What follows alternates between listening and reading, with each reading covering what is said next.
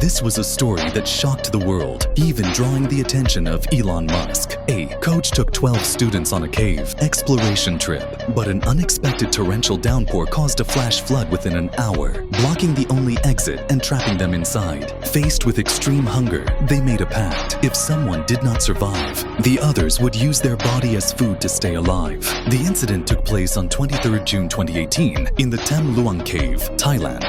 That day, the youth football team Wild Boars decided to explore the cave to celebrate the arrival of new members and one of the players' birthdays. The 12 boys, aged between 11 and 16, were accompanied by their 25-year-old coach, Ekapol Chantawang. The cave stretches approximately 10.3 kilometers, and every year during the July monsoon season, it becomes completely flooded, with water levels rising up to 5 meters. In the past, sudden floods had already led to disappearances, which is why access to the cave was strictly forbidden during the season. Upon entering, the boys left their bicycles and backpacks at the entrance, unaware that these objects would later become the key clue to their disappearance. Just an hour later, as they attempted to return, the seasonal rains, which typically arrived in July, came early, rapidly flooding the cave and blocking their exit. With no other option, the coach led the group deeper into the cave, searching for higher ground to escape the rising water and await rescue. As the floodwaters advanced quickly,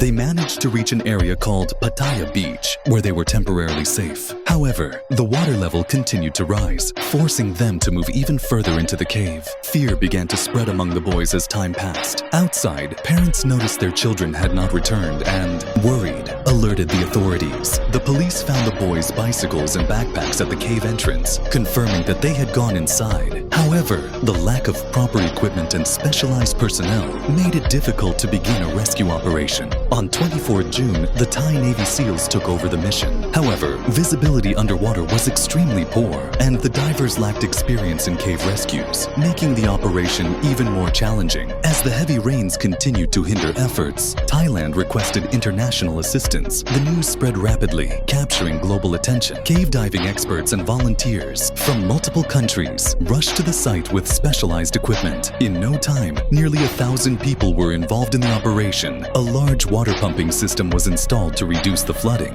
but the relentless rain made the effort almost useless. On 29th of June, 3 rescue workers sustained minor injuries due to an electrical leak in the pumping system. Underwater drones with thermal imaging technology were then deployed to detect signs of life, but initially, nothing was found. Experienced divers searched the cave by feeling along the walls in the darkness and laying down guide ropes to ensure a safe path in and out. At every possible air pocket, they would surface and call out, hoping to hear a response. After days of exhausting searches, rescuers finally reached Pattaya Beach, but the area was completely submerged. They only found a few pairs of the boys' trainers, and despair spread among the rescue team. Many believed that after so many days, survival was no longer possible. However, 2 British divers, John Valanthan and Rick Stanton, refused to give up. On 2nd July, after 9 days of searching, they ventured even deeper into the cave and, around 4 km from the entrance, found all 12 boys and their coach alive. The scene was unbelievable. After 9 days without food and in total darkness, they were still alive. They were weak, thin, and exhausted, but remarkably, they still had the strength to respond. With no food, they had survived by drinking the water that dripped from the cave walls. In their desperation, they had even considered that if one of them died, the others would use their body as food to stay alive.